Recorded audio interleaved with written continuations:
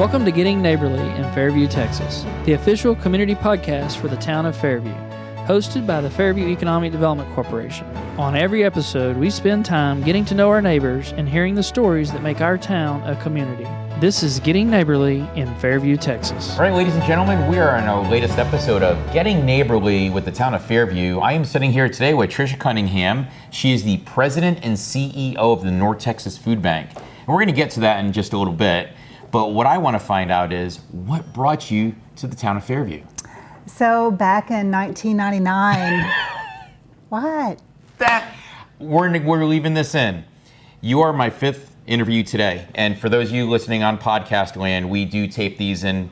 And you are the fifth person to move to Fairview in 1999. Well, there you go. It's almost like the town of Fairview was incorporated in 1999. It was exploding then, right? That's amazing. And this is unsolicited, by the way, ladies and gentlemen. Oh, that's pretty funny. Okay. No, but it was 1999. I was working in Houston for Texas Instruments, and my responsibilities had grown. They asked me to move the year before, in 98, but I put it off. It wouldn't have made it as fun for this Wouldn't episode. have made it as fun. But they asked me to move up here because this is where the corporate headquarters is. Right. And I was managing a global team, and more of my team members were here in the Dallas area. But we wanted to wait until the kids got out of school, so we moved in June of 99 up here, and we actually found Fairview primarily because of the school district. Lovejoy School District. The Lovejoy schools. And we went and Mr. Breedlove was the principal at the time, and he took us in and he showed us around the school, and my son was in private school in the Houston area, but I was not opposed to public. And I came up here and I said, this is almost like a private school in a public system. Right. And so we just fell in love with Fairview and moved out to the Summerhill Farms area. Well, I'm going to go ahead and ask a real quick question, because in 1999, obviously the internet and all that stuff really isn't the way it is today. How did you find all the information on Lovejoy School District? Was it just internet, or was it by reading things? No, actually our realtor. Okay. We both grew up in Kentucky, and we wanted to have a little bit of elbow room, and so whenever we were trying to define areas of where we wanted to be able to live, we said we wanted to live somewhere that felt more like the country, but still had access to a lot of the amenities of the Metroplex. Right. And so she said, hey, what about Fairview? And we first had a property that was in the Lovejoy School District, but it was more out into the Wiley area, but it was still part of that sort of that new section of, say, Slagos. But then we found the Lovejoy schools that were there, and we found the Summerhill Farms neighborhood, and we ended up building a house in Summerhill Farms. Fantastic. And what do you think, since 1999 and now 20 years later, what has happened to Fairview? What do you think about the economic boom? Well, it's crazy, right? I think everybody is just like us. They wanted to move out a little bit further. Stacy Road was 2-lane, and I literally didn't even know I could get to my house from Stacy Road. I was always coming down Rock Ridge and cutting through the country through that way, and then found Stacy Road, and it was just, cornfields and things on each side of the road. I think there might have been a driving range, like a golf driving range on the corner. No malls, nothing like that. Where we're sitting now was not even on anybody's radar screen. No, not at all. It was dirt. Right. And I remember driving by here many times. And then I remember when they were actually talking about developing this, we actually at Heritage Ranch, we had the developers come and talk to our homeowners, because there's a lot more people that live in Fairview than Heritage Ranch homeowners, but a quarter of the population is concentrated right there. Right. So they had a lot of town hall meetings there, and when they were talking about this development with the big box stores were coming in, and we're like, where is it going to go? And then all of a sudden you see it start growing. Right. And then all of a sudden the conception became reality, and it's like and now we have this great area where we have all these businesses that have come in, and it's pretty fantastic just to see the growth in the short amount of time. So I do want to touch base on how I introduced you. You're the president and CEO of the North Texas Food Bank. Correct. How did you become involved? Somebody that was with Texas Instruments, how did you move over to North Texas Food Bank? So I think it really goes back. I think everything in my life is pointed up until this point. I grew up in Kentucky in a very rural community. My parents had an 8th grade education, not because they didn't want more education, but just their family circumstances. They were both very smart and they knew the value of education. And so their dream for my brother and I was to make sure we had an education. And so my brother ended up as an attorney, patent attorney in the DC area, and then I ended up more on the technology side, which is how I ended up with Texas Instruments. But in my roles there at TI, I had been able to travel the world, and I had been able to see what do communities look like around the world and how can we make them better. So my last role at TI, I was our Chief Citizenship Officer, and I was put in charge of not only our philanthropic giving but also our employee engagement and driving those strategies globally, as well as sort of our global social impact and sustainability. And so CSR, corporate social responsibility, which entails a lot more than just giving back in the communities, making sure that we're running our company the way that we should, very responsibly. But it just really opened my eyes that every community has needs. And so I had started serving on nonprofit boards even before I moved into that role, and I was able to see what was happening in my community. And I was able to see the needs that are here and the opportunities for people to be able to make a difference in our community. So after 30 years with TI, I graduated, and I say graduated because I knew I wanted to go on to do something like this. Right. But it had to be the right opportunity. I wanted it to be something that if I could use all these skills that I had been so fortunate to get, that I could help sort of lift up the community with that. And if you look at all the global work that we did, the one unifying factor was hunger. Absolutely. All boils down to hunger. So it looks very different internationally than it does here. Right. But in China and India, it's very much in your face. But here, it's much more like hunger. You just talked about the economic development here in Fairview. And you would think in this economy where we see these buildings and cranes and all these things happening with all this economic development that we wouldn't have this issue. But we serve at the North Texas Food Bank 13 counties, and there are more than 800,000 people. Wow. And I can tell you every zip code that are going hungry tonight for dinner. Yeah, I mean, it is not prejudice at all. It encompasses everything. Right. Where is the food bank located? So we just built a new facility, and I'd like to invite everybody to come out and see us, but we were very fortunate through a $55 million capital campaign to build a new building at Coit and George Bush in Plano. And the reason why we moved from our South Dallas distribution center to this location was to make it easier for those people that come and help us to volunteer, to make it easier for them to access us. The greatest need is still in Dallas County. Sure. The second greatest need is in Collin County. And people don't realize that, and I mentioned this on a previous episode, Collin County gets obviously the stigma of you're an affluent county. Yeah. You guys don't have any needs like that, but there's needs everywhere. Yes. And I'm not saying, and obviously North Texas Food Bank encompasses a large amount of the area, but Collin County, when people come into an area and you get those people moving in, it's just a natural process that some are going to have and some are going to be without. Right. And definitely trying to help those people without is what the mission's for. So definitely appreciate that. Right. Tell me, as far as like yearly, your donations, where do they come from and how much do you usually get per year as far as?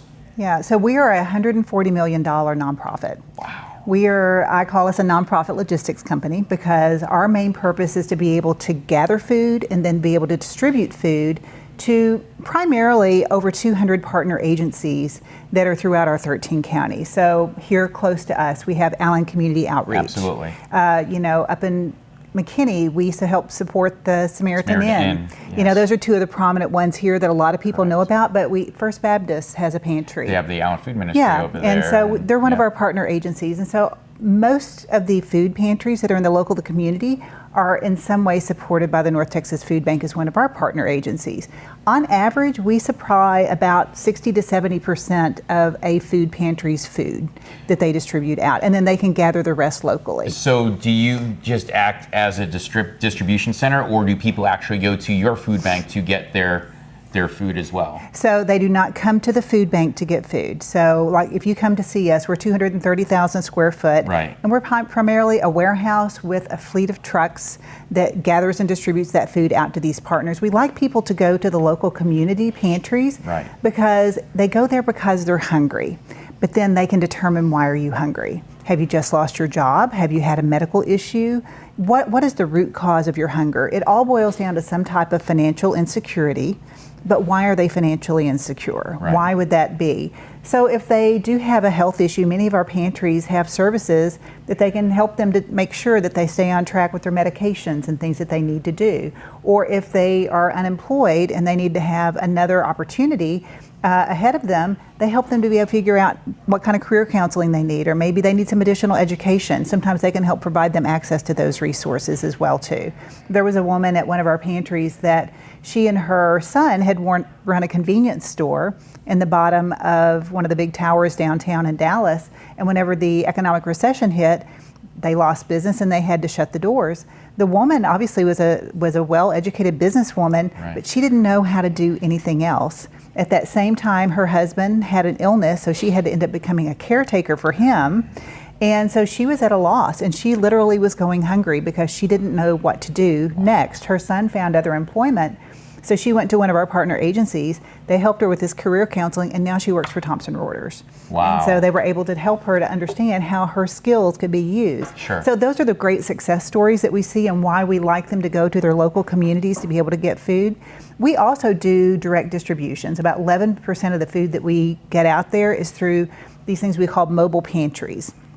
And they're basically customized beverage trucks that you can lift up the sides, and there's access to fresh produce primarily, or milk, or whatever it might be, in these refrigerated compartments. And we can take that on site. So some of our pantries in the community don't have refrigerators or space. Right. And about half of what we distribute now is fruits and vegetables. Wow. So because it's very perishable stuff. very that perishable. needs to get out there as quick as possible. And we need to get it out there. So we can take those mobile pantries alongside those pantries that neat. maybe have the dry foods, and we can help make sure they have access to that nutritious food, because that's what we focus on, because we want to make sure that what goes in their stomach is going to help them from a health and not take away from their health. Now, just to give an idea of how widespread you are, what is the far northest county that you deal with, and far south, and like what? Sure. You said 13 counties. 13 counties. And because that covers a large area. It's about 11,000 square miles. We go all the way up to the Oklahoma border, so Grayson County, up in that area. We go all the way down through Collin, Dallas, Ellis and Navarro County. Wow. Okay. And then we go out east towards Kaufman, Delta, Hunt, so all the way even out to Greenville in that area. And then, so basically, do you not go as far as to Tarrant County? Is that another food bank on that That's side? another food bank.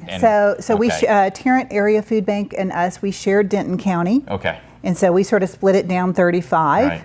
Right. But then Tarrant Area Food Bank goes out to the west of us, and then there's East Texas Food Bank that sort of is Tyler and out further east. And then sort of southeast of us is Houston Food Bank, and then Central Texas Food Bank is south of us. That's amazing.